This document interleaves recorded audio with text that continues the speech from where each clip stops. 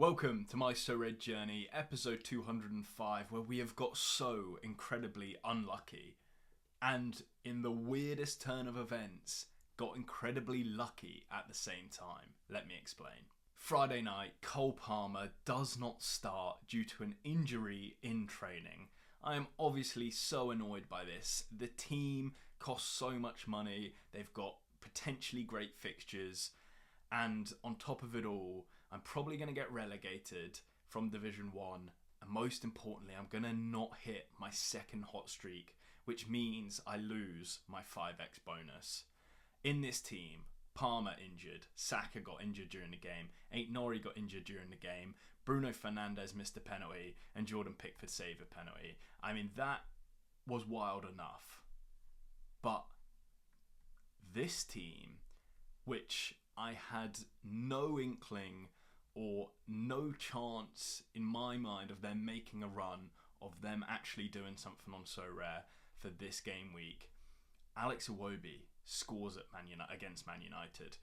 Michael Keane keeps a clean sheet with that penalty save from Pickford and has an all-round great game besides that. João Paulinho scores away at Man City, and David Raya keeps a likely clean sheet, but obviously you still need to go out and do it. Why I make this video before Wirtz is even played, because I'm fully aware, Wirtz can get injured, Wirtz can drop a stinker, all of these bad things can happen. It's just the joy that I'm experiencing at the moment. I have never had this sort of feeling on Sorare, where a complete team that had very little interest of mine has actually gone out and potentially saved one of the most important game weeks for me in Sorare. This would probably be my greatest Sorare achievement if this hits the points target. Yes, I've won. Yes, I've done all that. But this just hitting the hot streak is so crucial to me. And it's not just the hot streak. We need 420 points, which will seem like, oh, you need about 80. Well, no, because Wirtz is actually on a 75% bonus. That's of a 50% captain bonus, I think 20% for the card, and a little bit of collection bonus in there as well. So when you account for all that, it's a far lower score. I think it's in the 45 to 50 region is actually all he needs to get for me to hit the hot streaks. And I'm not saying it's likely, it's unlikely. I'm just documenting the chase on Sorare, because as good as the success is, it's the anticipation, the chase of putting up a good score is so overwhelmingly brilliant. So it doesn't happen often, of course, and it very, very, if ever happens with an underrated team where every player has overscored so far their expected score. So if it hits the hot streaks, I will be so incredibly happy, but it can actually win. Like, obviously, Liverpool stacks, I don't know if there's any of those. But first is only 130 points away. My maximum score for Wirtz is 175 with that 75% bonus. All it takes to break into the top 10 is about 73 points. So, that is not a big score for Wirtz. It's just one of those.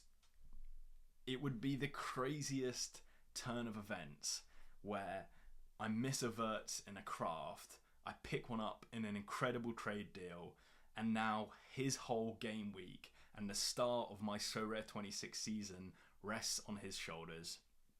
Obviously, I'll be annoyed if he doesn't get it, but I'm so incredibly proud of Iwobi, Keane, Paulinho, and even Raya. It's a fantastic feeling, so I had to document it. And very, very shortly, or if not already, you will know the results. So let's get into it. Yeah, I think this one is going to sting. So just watched the Liverpool game, and Wirtz has finished on a 35, which leaves us 17 points short. It's the part of making the series. It stings like fuck.